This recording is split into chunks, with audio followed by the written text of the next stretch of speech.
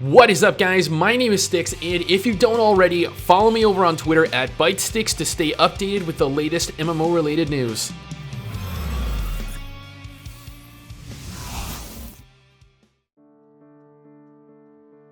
So with Bless Online being at an all-time low in terms of player population and participation, I felt as though now would be an opportune moment to give my feedback on everyone's next large gamble, Ascent Infinite Realm, or AIR for short.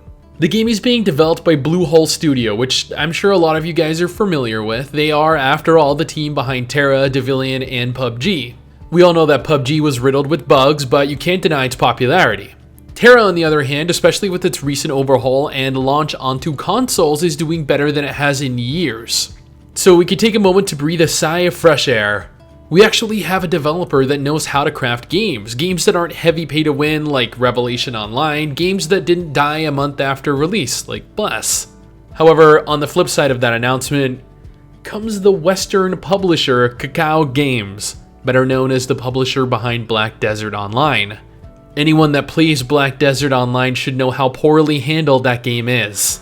Now, when Neo was announced that Aria Games would be publishing Bless in the West, people freaked out. Aria Games is known to be a heavily pay-to-win company that destroys their games. Likewise, Kakao is getting a reputation for being a terrible, maybe I wouldn't go as far as to say terrible, but poor quality publisher. Not comparable to the likes of My.com or Treon or Aria Games, mind you, no. But just because something isn't terrible doesn't mean it isn't inherently bad. Combat is something that a lot of people complain about in Revelation Online, in Bless Online, and is probably the main redeeming feature of Black Desert Online.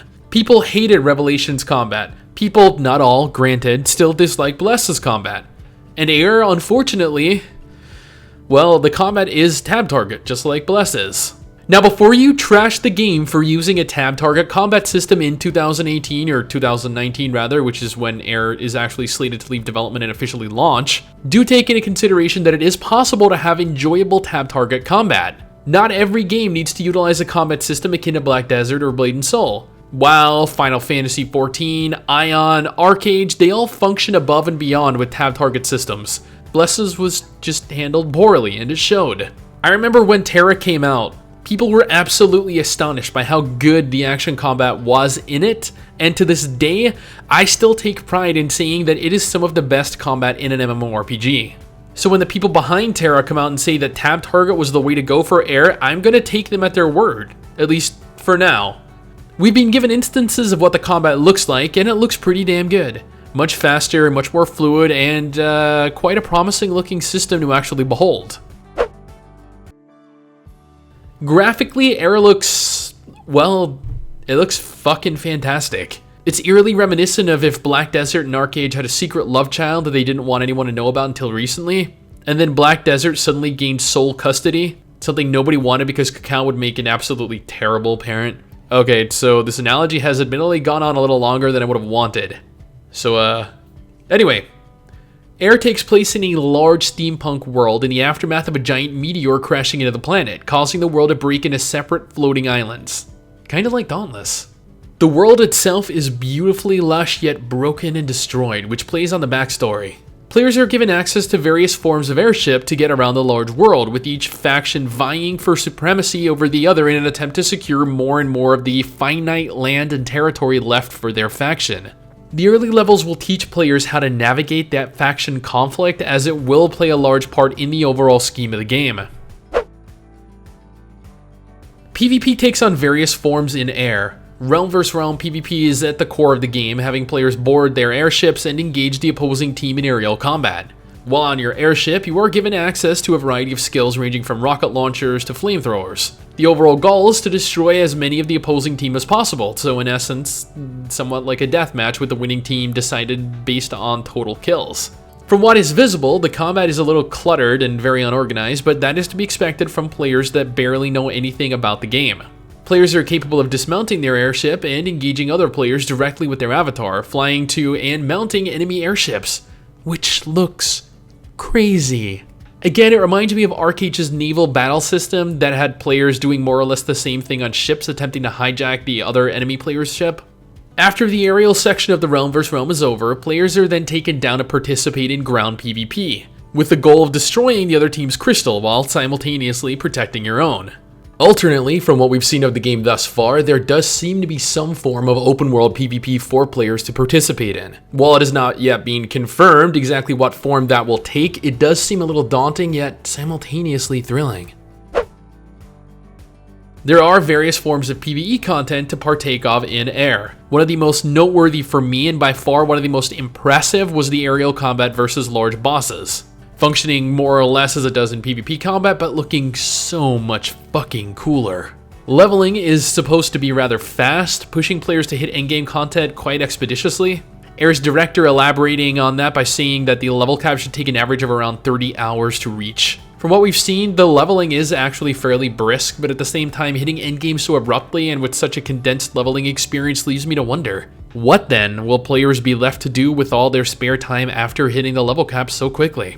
Is the game just permeating with content at max level that there is no real need to level?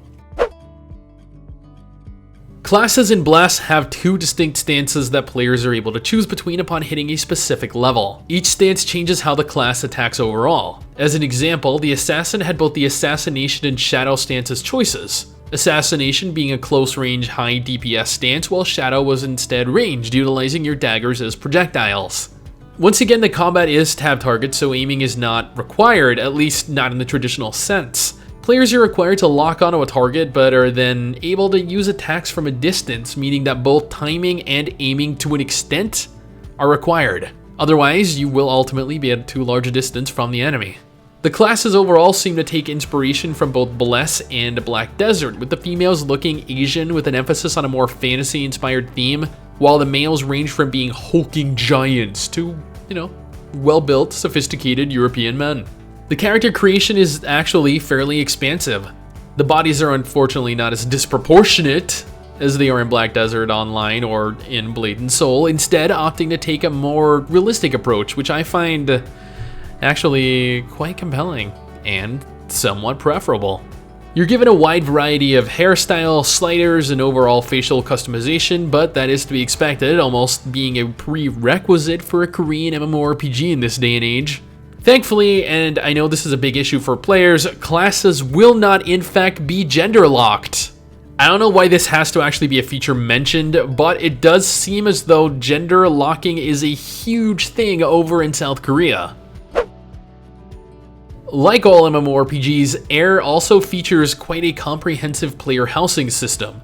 The housing system, specifically how they are designed and built, has yet to be elaborated on. So it is currently unknown whether you can build on your own like in Arcade or have NPCs build it for you like in Revelation. Houses, however, like in Arcade, will be built out in the open world. Whether that means lots to build houses on will be finite, however, remains to be seen. Ascent Infinite Realm will be launching as a free-to-play MMORPG. It will not be buy-to-play like Black Desert or Bless, nor will it be pay-to-play like WoW or Final Fantasy XIV.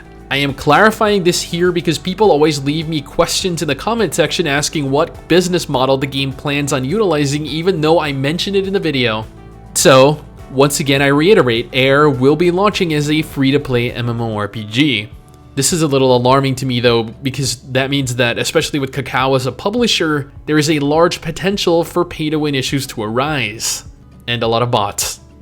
And hackers, and problems overall, as the player base is no doubt going to be huge. What with the MMORPG market being so open and ready to have our asses rammed by Kakao's large South Korean cock. Mainly due to how desperate we are for something, just anything to be good. As I mentioned earlier, the game will be launching next year. However, beta testing for Air will be happening towards the end of 2018, with registration happening on November 13th to December 10th. Having the beta test itself take place conclusively on December 13th to December 17th. So if you haven't already, you better sign up for the beta in hopes you can participate in it just like I am. Now, to finish this video off, do I think Ascent Infinite Realm is going to be an MMORPG worth investing time into? The combat, especially for a tab target MMORPG, looks fantastic. The graphics are absolutely stunning. The world being open and ready to explore both by air and on foot is going to be an experience I won't soon forget. The business model is definitely concerning though, but not fundamentally damaging to the game overall.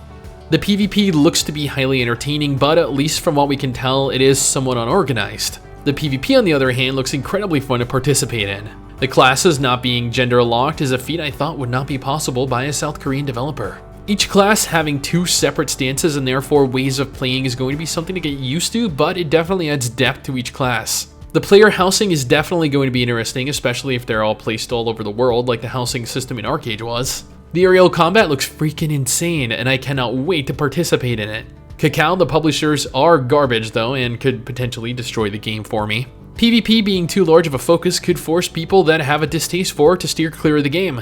The leveling experience being too short means that there isn't really much to do on the way to endgame. There is nothing noted about the cash shop currently. The game definitely has the potential to become pay to win. And that about sums it up. Ascent Infinite Realm looks like a fan-fucking-tastic free-to-play fantasy steampunk-themed open-world MMORPG. Oh, that was a mouthful. That's what she said. On the outside, it is beautiful, looks enjoyable, and is ultimately what Bless very well should have been. But I'll need to wait to get into the beta before I can really say that with any certainty. Regardless, do I believe it's worth getting excited for? Yes. It has the potential to be a very good quality game, what Arcade could have been had it not been heavily pay to win, which again is a possibility for Air as well. Anyway, thank you guys for watching. If you made it through this video, what do you think? Is Air worth playing? Are you looking forward to it? Let me know down in the comment section below, and I will see you guys next time.